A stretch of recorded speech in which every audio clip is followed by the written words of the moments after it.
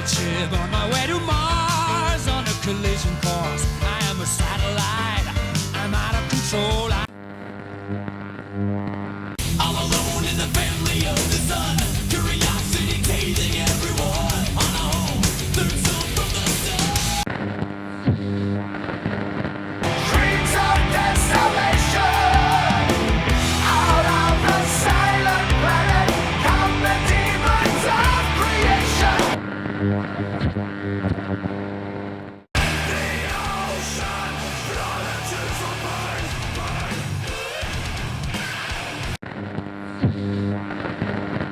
So I'm muscly and everything. How's space?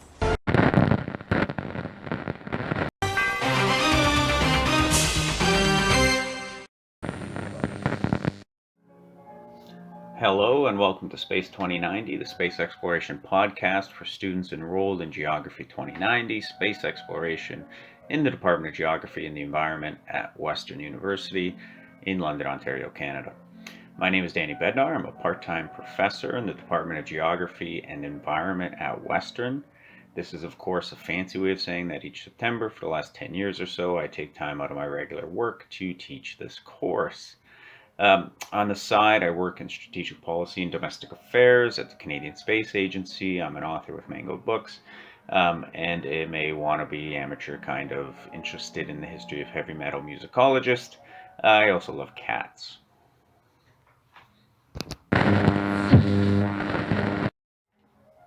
Today I'm going to introduce you to space exploration, the namesake of this course, but before we get started I wanted to remind all of the students in this course that taking notes can be a helpful way to follow along with the hopefully interesting story I'm going to tell you. If I were a student in this class, I'd probably listen to the podcast once with no notes in hand, just to kind of hear the story and take it in. Then I'd listen to it a second time running at 0.5 or 0.75 speed. So I can take notes as the ideas are kind of put forward and catch anything I think might be testable. That's just me. I know everyone is different, but I personally find note-taking vital to taking in new material. I still do it to this day. And when I was an undergrad, I even used to rewrite my notes as a form of study and really to satisfy my OCD that wanted all of my notes in the same uniform format. But it did help me a lot. Anyways, with that, let's begin your 4-month journey into the world of space exploration. I hope you enjoy it. If you don't, well, it's just one semester.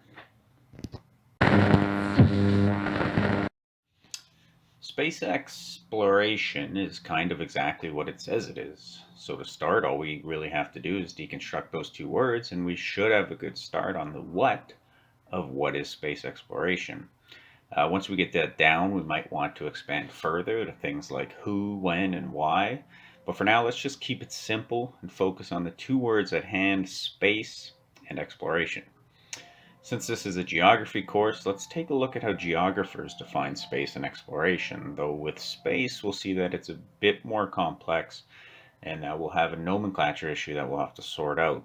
So to start simpler, let's begin with the latter word, exploration. As you'll see, we quickly recognize that the word itself, exploration, can easily be deconstructed to mean much more.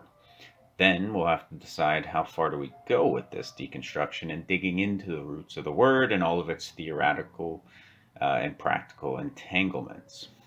So let's start with the Dictionary of Human Geography, edited by Derek Gregory, Ron Johnston, and others.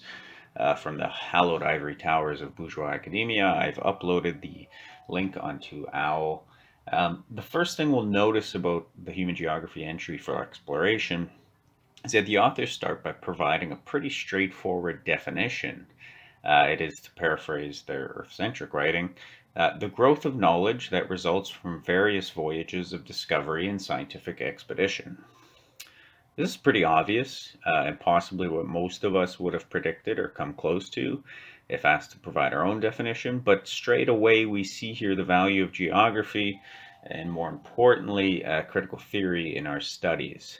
And this is because Gregory and his co-authors are quick to point out that such a neutral sounding definition for exploration almost literally whitewashes history in lieu of a sort of linear scientific pretense of the past, present, and future. All this to say it's not that simple. Exploration is much, much more than the growth of knowledge through voyage.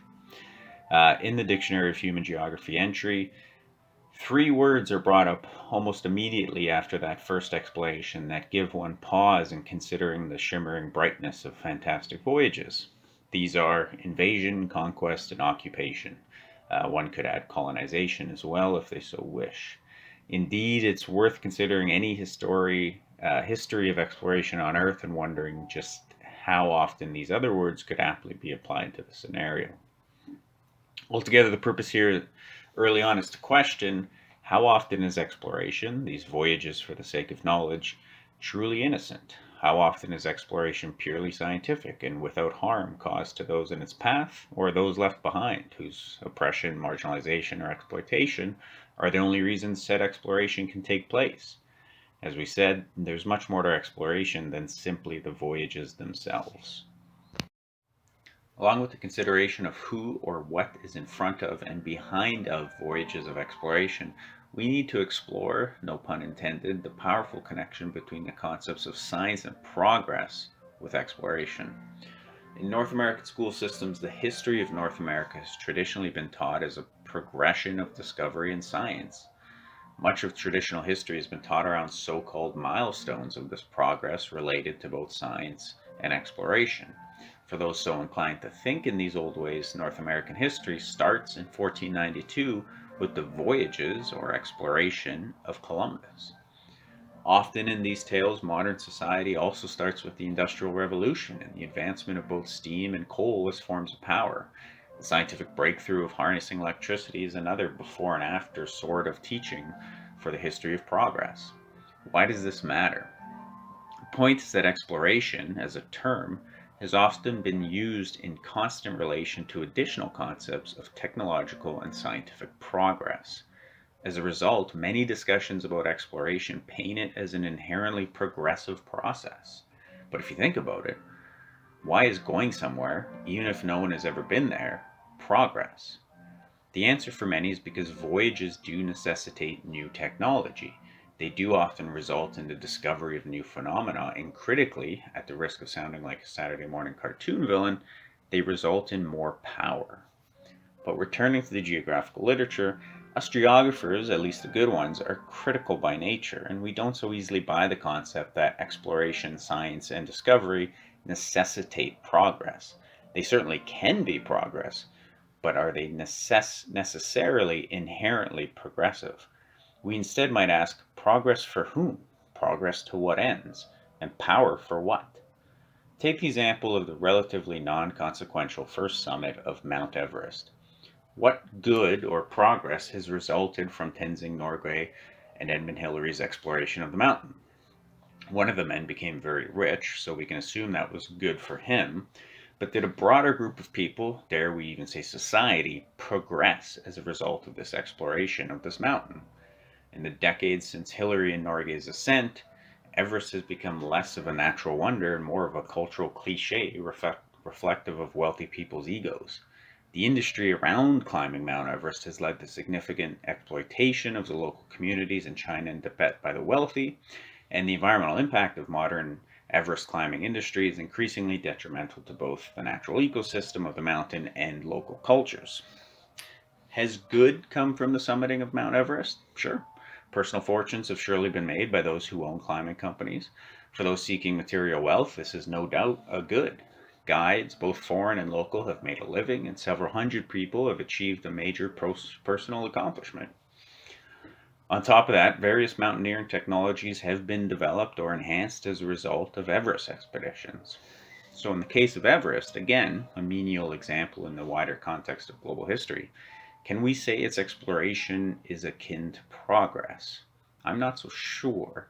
I don't know, I would argue either way that it has or hasn't meant progress. Depending on one's point of view, it's been both good and bad. From my own perspective, humanity might be better off if no one ever bothered climbing Mount Everest. So, were someone to say humanity has progressed because some of us have climbed Mount Everest, I would be skeptical of such a broad claim. Again, the progression of what? For whom? And how? And what about all the bad things that have happened? Surely the ends shouldn't justify the means.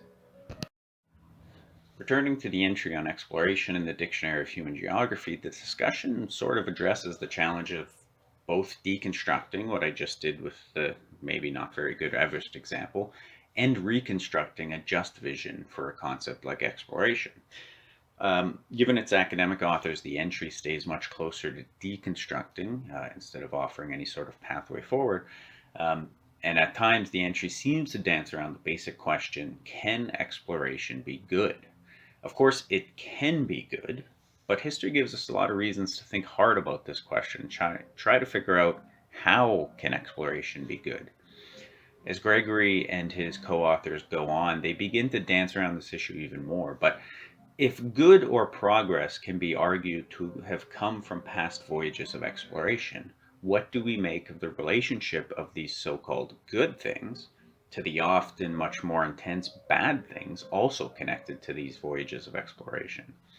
If the development of new technology or the observation of new things help fill the puzzle pieces of who we are, what we're doing here, how we can be happier and more peaceful as a civilization, that's good, right?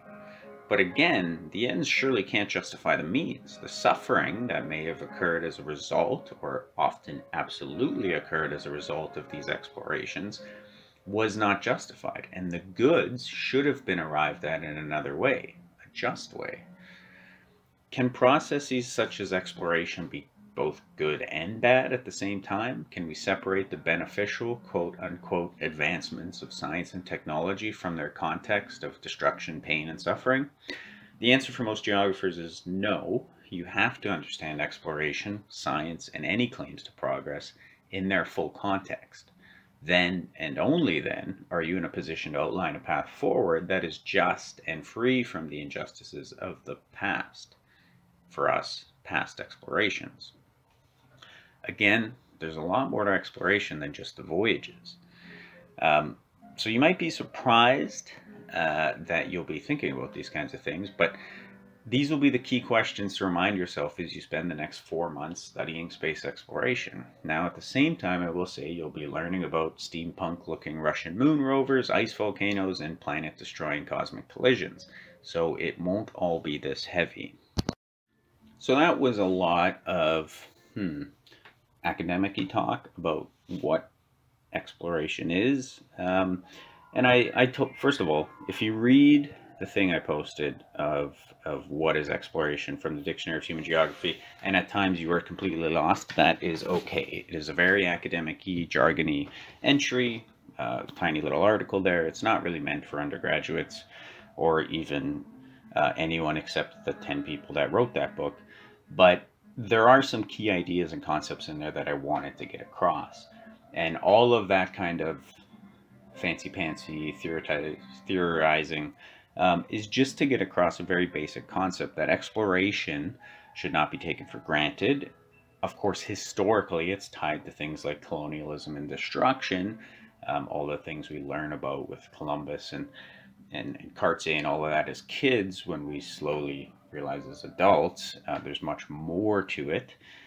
And that is the case in space as well. So that's why I wanted to dive into exploration as a concept. It's kind of funny to talk that much about a very simple word, but there's a ton to it, and it is undoubtedly tied to some of the driving social and political issues of our time. And understanding it in a broader context, even when you're studying outer space, is important. So, forgive me, I guess, of the academic shoegazing, but I hope you now have a good understanding that exploration is more than just traveling somewhere and getting new knowledge. It's about where did you come from and why are you going to get new knowledge and what will you do with that knowledge? And is it actually new knowledge or is it just knowledge that someone else had and now you're going to use it to destroy them? Or, to be more positive, yeah, what good will come of this new information, of seeing this thing no one's ever seen before? And why are you doing it? Anyways, that's exploration in a nutshell, both academically and me speaking off the cuff. So let's move on to what the hell is space?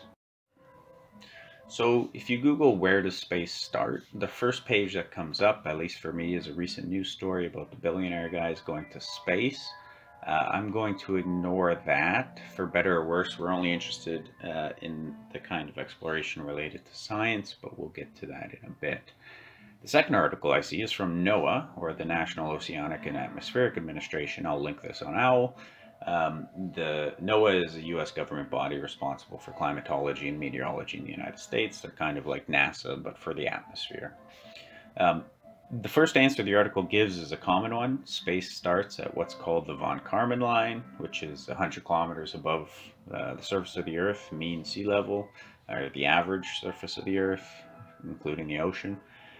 So flying up from the surface after 100 kilometers, going straight up, you're in space. That means for someone in London, Ontario, space is actually closer to you than Toronto or Detroit. But space doesn't just start. What happens is Earth's atmosphere gets thinner and thinner the further away from the surface that you get. As we'll see later in this course, the Earth is just a giant ball of rock with enough gravity and other factors to allow for a bunch of gases like nitrogen, carbon dioxide, and oxygen to be quote unquote trapped by its gravity. In other words, a bunch of gas that would otherwise be drifting around outer space or sucked up by the sun is held in place around Earth by our planet's gravity. Thankfully, we breathe and live in that gas. In a few weeks, this will all make sense. Traditionally, we've thought about space as the not Earth, outside of Earth. We've also thought of space as a vacuum, which simply means that it's an area with no or very little matter. Don't ask a physicist about vacuums, they'll get very technical very quickly about what is technically a vacuum. Is there such thing as a perfect vacuum? For our sakes, a vacuum is where there is no matter. Kind of end of story. So no gases, no liquids, no nothing, sort of. There's in space, there's light and energy. So if you imagine the light traveling out from the sun goes through space, light is made of photons, which are things, but they're not matter. Anyways, space is where there aren't things other than photons and gravitons. It's the gaps between moons and planets and stars. It's the emptiness, even though it's not empty. Back to identifying the Earth-space divide. Where is it? Why do people say 100 kilometers? Is that where quote unquote nothing starts? No, not really. 100 kilometers, at 100 kilometers, there's still atoms and even molecules floating around from the Earth's atmosphere. In fact, there's evidence of our atmosphere for quite a while moving away from Earth. And since most of outer space has stuff in it, it's hard to ever really find nothingness. So if there's never really nothingness, where does space start? Where does the Earth end? Essentially, we have to pick an arbitrary marker. And to be able to talk about it, point to it and write it down and all that stuff, we need a category. We need a word for it, or we need a place, like the von Karman line, 100 kilometers. An analogy might be aging and like adulthood. So think about the difference between a kitten and a cat. Arbitrarily, a kitten becomes a Molly or a Tom at 1 year of age. It's an adult cat, male or female. But if you've ever had a new pet, you know that the difference between an 11-month-old kitten and a 13-month-old cat is negligible. In our heads, we know the difference between adult cats and kittens, or kids and toddlers, or adults and teenagers. But as it happens, it's hard to just point at it and say, there, that's a cat now, but yesterday it was a kitten. Where space begins or where Earth ends is kind of similar. There's certainly points around 70 kilometers or 100 kilometers where major changes appear to happen by certain metrics, such as the lack of air resistance or gravitational influence, but it's never a clear and obvious distinction. On either side of any arbitrary line of where space starts, the difference is negligible. So why 100 kilometers, the so-called von Karman line? That's what I use. Well, back to the NOAA article, it says that it is at this point that the atmosphere is so thin that it would not provide lift to a traditional aircraft. Essentially, for the sake of aeronautics and aerospace engineers, at this point away from the Earth, the atmosphere is no longer of consequence for flight. and that becomes important, as we'll see. So essentially, if you fly up to this point, there's no going higher. Your aircraft won't be able to climb because the air won't hold it up, or there's nothing to climb. Um, for reference, unless you're an astronaut, you've never even been close to this point. A typical commercial flight goes about 6 kilometers above the surface. So to reach 100 kilometers, you need a very fast, very advanced aircraft. So that's kind of simple, right? Space arbitrarily starts at 100 kilometers, meaning that in this class we will study the exploration of things that are 100 kilometers or more away from Earth, right? We've established that planes fly at about 6 kilometers and space starts at about 100 kilometers. Let's add a few more conceptual markers to help you visualize what's going on up there. Basically, there are 3 different regions of space right above the Earth as we move away from the Earth that can kind of help you think about, as you move away from Earth, you go through these different regions and then you're into what we could call outer space. In my day job, I mostly work on files related to satellites that orbit the Earth. I leave exploration to my teaching and writing. And even though we won't talk about these kinds of Earth orbiting satellites in this class, that should be a whole other course, their distance from us helps provide a few more mental tips to better visualize what is outer space, how far away is it. So at that 100-kilometer mark where space starts, to about the 2,000-kilometer mark away from the Earth's surface is what we call low Earth orbit. So this is the first chunk of space you would travel through on your way to outer space. And LEO, low Earth orbit, LEO, is where a lot of environmental monitoring satellites are. So these satellites image things like forests and lakes to detect problems. LEO also houses spy satellites, which I know nothing about, as well as the International Space Station, where there's 6 astronauts right now, and a variety of space telescopes that look outwards to outer space. So there are mostly satellites that look at Earth, around Earth, but there's a few satellites, we call them space telescopes, that look outwards at distant galaxies and all that jazz. Hubble's the most famous. Once you're past the 2,000-kilometer mark away from Earth, you're into medium Earth orbit, MEO. And MEO is pretty big. From 2,000 kilometers all the way out to 35,000 kilometers away from Earth, it's one region we call medium Earth orbit. This is where all the global navigation satellites are, so things like the US GPS system, which your phone uses to show you where you are. Europe has its own navigation system called Galileo. China has one, Russia has one. A few other countries are building them. GPS is the most famous, and it's most likely what you use on your phone. Other satellites in this region, there's definitely weather satellites, but MEO also houses more environmental monitoring satellites and a bunch of telecommunication satellites that beam TV, internet, radio, and a host of other communication bandwidths all around the planet.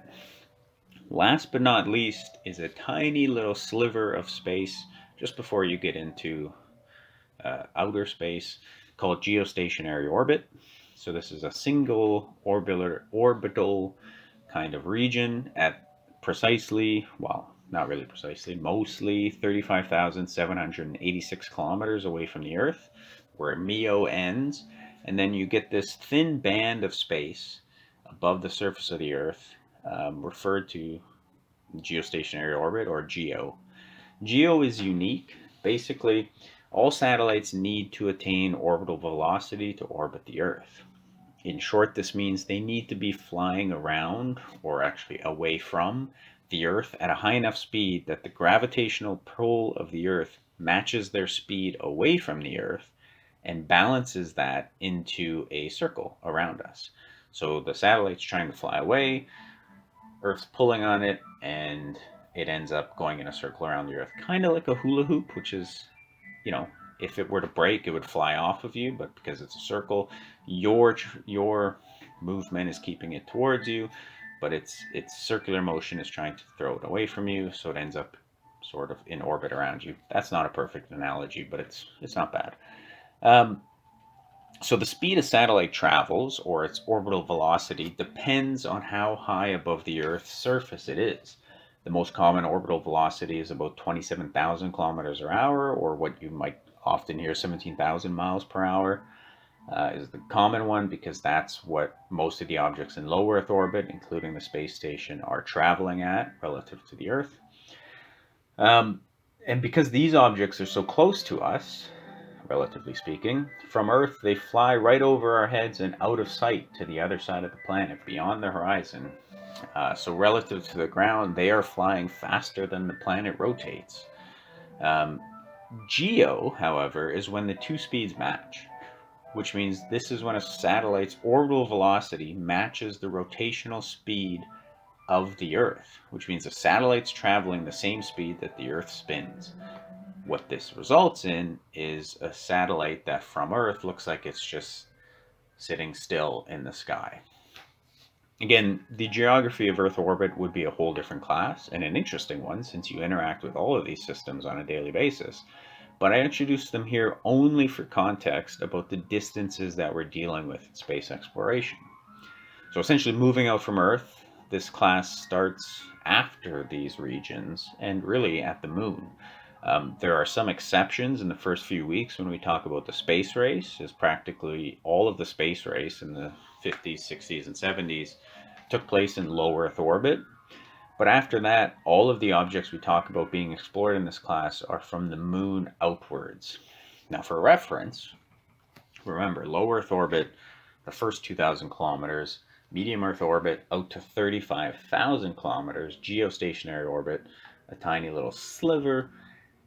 So the moon is 385,000 kilometers from Earth, so 10 times the distance of the furthest Earth observing satellites. So in a few weeks, we'll go over the entire geography of the solar system, but for now, we at least know that space starts at 100 kilometers above our heads. And everything we study in this class, the moon outwards, is about 350,000 kilometers above our heads and more. This is the distance of the moon, and it's the closest planetary body to us.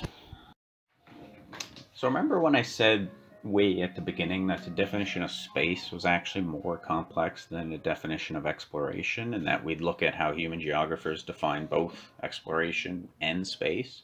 Well, most of what I've just discussed regarding the definition of space, where space starts, the Earth ends, whatever, has nothing to do with human geography, because up until about 2010, human geographers wanted nothing to do with space exploration. It wasn't until recently, with work by people like Julie Klinger, Oliver Dunnett, who you'll read this week, and Fraser McLaren, that geographers and really social scientists as a whole, that aren't historians, I suppose, have started paying attention to space. The problem for me and my colleagues like Julie and Oliver is that space in geography is a term that's used all the time, just not in regards to outer space. In fact, the concept of space, not outer space, space, is the core of human geography. So to most geographers, the word space denotes an area of study, a material or directional location. Space is to geography what time is to history, right? History studies temporal phenomena or the role of temporal phenomena on things. That's a little dodgy. Geography studies spatial phenomena or the role of spatial phenomena on things. Um, so, what is space again to a geographer? The room I'm recording this in is a space, it's my office. So, we could call it a workspace. My living room is also a space. It might be considered a leisure space. As you might expect, this common usage of space and geography is a bit of an issue for us. If you're getting confused, so am I. But even more confusingly is that the geographical concept of space is actually super helpful to the study of outer space. So in geography, space can be seen as a largely physical or even metaphysical concept. Locations exist, or the spatial time space exists, at least to someone like me who's relatively post-positivist and not a total postmodernist. There are real spatial phenomena. Spaces exist. Locations exist. There's a spatial reality. But what we make of these spaces varies and is not metaphysically real, but socially constructed. And this is where, I apologize for the increasing complexity, this is where the concept of place emerges. So, a place is a space. That is, a place is a space that's been given a meaning or control. So the room I'm in is a space, but the concept of an office is a place. It's a concept I've created or at least taken from my culture. And critically, while spaces are questions of physics and philosophy, if you want to debate the spatial reality, that's a question of physics, metaphysics, and philosophy. But places, the concept of an office, um, is an issue of cultural, social, and political debate. Right? So you could take some coordinates and say that spatial location exists, and that's a philosophical debate about what is physical space. But if you say this room is an office, that's a cultural, social, and to an extent, at least in my case, a political process. As a mostly menial example, think about moving into a new apartment, looking at an empty room and asking yourself or your partner, what should we do with this space? Now, in this case, we could say that space is yet to be made a place. Right? So using my own example, I've chosen to make this place, this particular room, an office. Someone else who lived in this apartment may have had a different idea for this space and made it into another bedroom. In a scenario where me and that person were roommates, we would have two competing place-making ideas for the same space.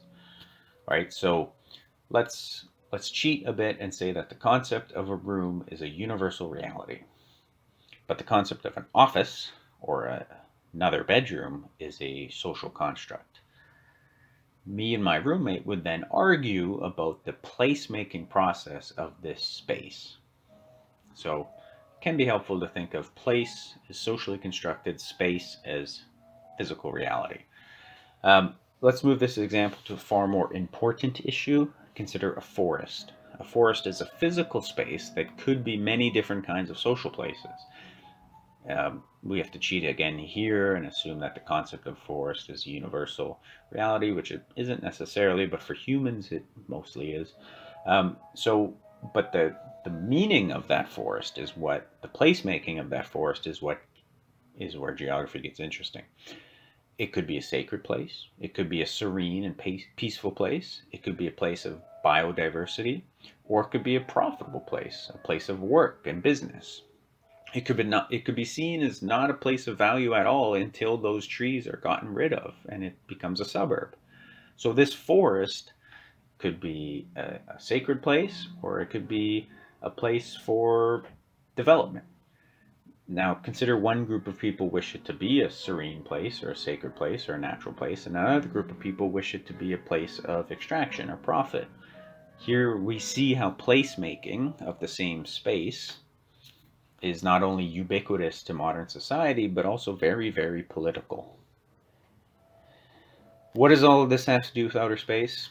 Well, Mars is it's a physical space, but is it a place for serenity or colonization? Is the moon a place for business or for science? Is space a place with barriers and private property or a collective and a commons open to all? Placemaking happens everywhere, including in outer space.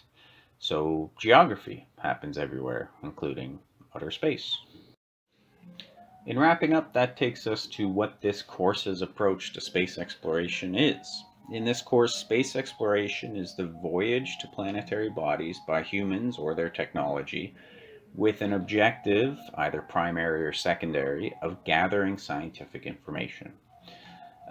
But of course, recall exploration is about more than the voyages themselves. In this sense, this course will then critique, untangle, and even envision exploration as it has, is, or could be, with the consideration of its forward and backward impact on people, society, and culture. In short, space exploration doesn't take place in a vacuum, it's geographical, and it's always political. Notably, in this class, we do not talk much about human spaceflight after the Apollo missions of the early 70s. The reason for this is that human spaceflight since Apollo has mostly been a technological process, not necessarily an exploration or scientific process, and it has all taken place in low Earth orbit, other than the Apollo missions. So one could make the case that aside from the Apollo missions, the times we sent humans to the moon, human beings themselves, not probes or rovers, but astronauts, haven't truly explored space or anything in it since 1972.